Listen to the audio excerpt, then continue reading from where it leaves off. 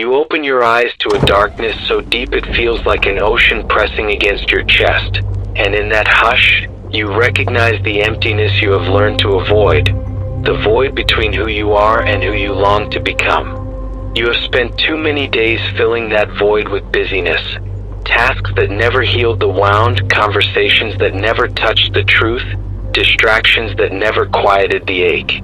Today, you will step into that emptiness and stand there until you learn to breathe anew. Only by embracing the void can you discover the spark that hides beyond your fear. You push off the sheets and swing your legs over the bed, feeling the cold floorboards press your feet awake.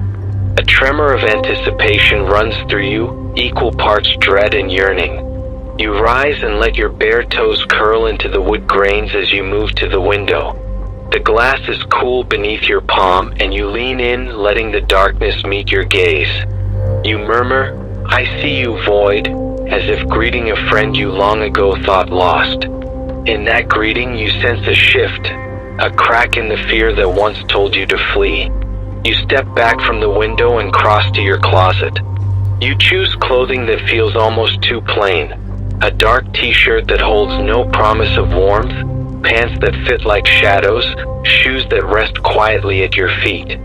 Each garment weighs on you with a reminder that you must not shield yourself today. You slip them on button by button until you stand uncloaked in intention. You murmur, "I shed my armor," and turn toward the door, ready to venture beyond the confines of comfort. Outside, the world greets you with a stillness that hums low in your ears, empty streets, shuttered houses, the distant hush of wind skimming rooftops. You pull your jacket tighter, not to hide, but to let the cold press into your pores with clarity. Each breath you draw tastes of possible emptiness, both terrifying and uncharted. You murmur, "I walk into the void," and let the pavement guide your steps toward a place you have longed to see, the edge of an abandoned quarry at the outskirts of town. You reach the quarry's rim, a circle of jagged rock carved by water's hungry labor, and you shoulder toward the broken fence that guards its depths. You step through the gap in the boards and feel the hush widen beneath you. Below, the quarry's floor stretches like an open wound, smooth limestone walls peeling in layers, striations like scars left by time's patient knife. At its center, a pool of black water glints with moonlight's echo. You stand at the precipice, wind tugging at your hair, heart pressing into your ribs as though testing your resolve. You murmur, "I stand on the edge of my own void." You bend to the ground and press your palms against the rocky ledge. Its texture is rough, unforgiving, an honest surface that cannot hide imperfection. You murmur, "Ground me," and feel a strange kinship with this hard place that holds nothing but absence. You lift your head and let your gaze drift across the yawning emptiness before you, a hollow that has no promise of light, yet invites you to lean into its depth. You murmur, "I trust you." You step backward from the rim and walk to a fallen boulder where weeds twist in cracks. You sit upon it, legs dangling above the darkness. You close your eyes and let the wind song guide you inward, the crackle of loose stones tumbling unseen, a distant echo of water's drip, the pulse of your own breath forging a fragile bridge between fear and curiosity. You murmur softly, "Reveal to me what I cannot see," and feel the void breathe beneath you, an unbroken hush where your old certainties crumble. Your mind reaches for the familiar, the masks you wear in daylight, the busyness you cling to when silence threatens, the habitual distractions you deploy when fear courts your gaze. You see them as flickers of flame in a tomb of shadow, tiny, insufficient, destined to die. You murmur, "I release them," and let your hands drop to your lap, palms up, as if offering your illusions to the darkness. The void rumbles in acknowledgement, a presence you have known only as absence. You stand and walk toward the quarry center along a rough path of loose gravel. Each step dips you deeper into emptiness, the walls closing in to funnel moonlight into a single beam. You sense your own heart's echo in the stone's hollow hush, fear trembling in your chest, longing thrumming beneath it. You murmur, "I welcome you," and let the hush fold you into stillness. The only sound is your own measured breathing, each inhale tasting of possibility, each exhale releasing the weight of expectation. When you reach the water's edge, you kneel and let your fingertips skim the pool's surface. It is cold and smooth as obsidian, reflecting a fractured moon, a shard of sky. You murmur, "Show me my reflection," and lean in so close that your breath ripples the glassy mirror. In that distortion, you see yourself stripped of all facades. No masks of competence, no shimmering illusions of control, only a raw, honest self gazing back. You murmur, "I meet you here," and let the tremor of recognition ripple through your spine. You draw your hand back from the water, letting droplets drip onto stone. Each drop sizzles in silence, a tiny strike of insight that pierces the void's hush. You rise and circle the pool, tracing the water's edge with measured steps. Moonlight follows you, illuminating the flaws in the limestone walls and the ripples in the black mirror beneath. You murmur, "I embrace my flaws," as if forging a covenant with the darkness that knows you unrefined, unprotected. You pause at a slender column of rock half submerged in the pool. You reach out and rest your palm against its cold surface, feeling the chill seep into your bones.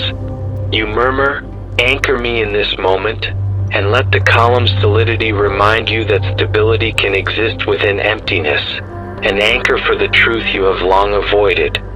You turn away from the water and walk to the quarry's far wall.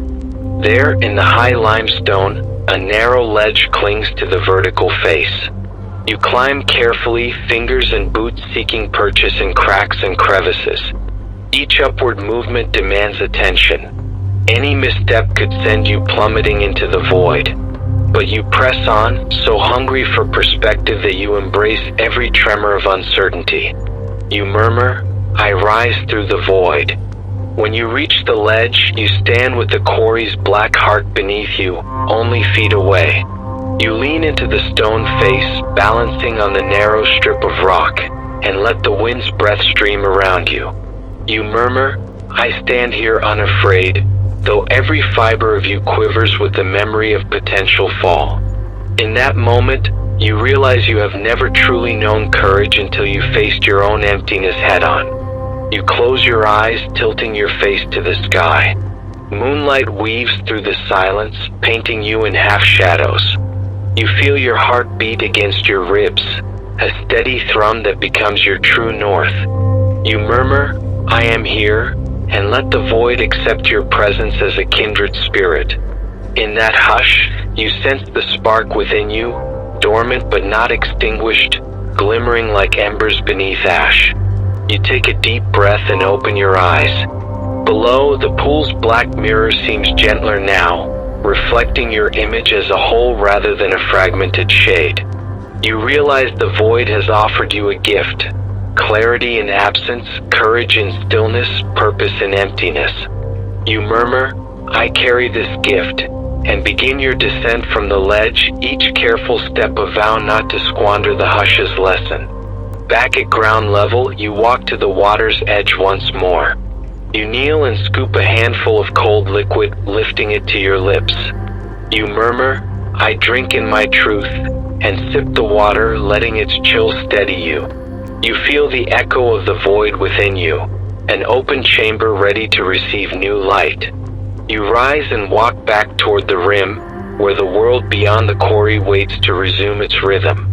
The path leads you through the tall grasses, now silvered with dawn's first glow. You murmur, "I re-enter the world," and step onto the loose gravel that marks the quarry's edge. You cross the gap in the broken fence and emerge onto the dirt road. The air warms as the sun's pale gold grows stronger in the sky. You feel a quiet empowerment, the void no longer a chasm to fear, but a friend that taught you how to stand when nothing else would hold. You murmur, "I will remember this moment." You walk home in the soft light of morning. Each footstep lands with measured intention, no longer fleeing emptiness but carrying its lessons in your stride. Neighbors emerge from their houses, coffee in hand, and you offer a gentle nod, knowing that their own voids pulse behind familiar faces. You step onto your porch and pause, hand on the door's cool wood. You murmur, "I return new." Inside, your home feels both unchanged and transformed, as though imbued with the quarry's hush. You make tea, green leaves steeped in hot water, letting its warmth settle around your palms. You sit by the window, watching the sun climb higher, touching rooftops and trees with light. You murmur, "I embrace my journey," and let the echo of the void become your compass. A reminder that to find your own spark, you must first learn to stand naked in emptiness.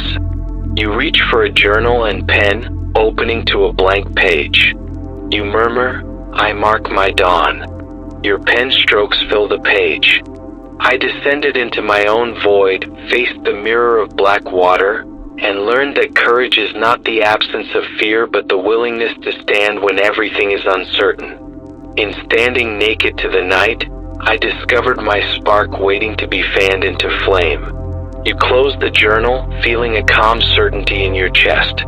Outside, the world hums with morning's energy, but inside, within your own heart, you carry the hush of the void. You murmur, "I walk forward whole," and step into the day free of masks and fortified by the courage of your own emptiness.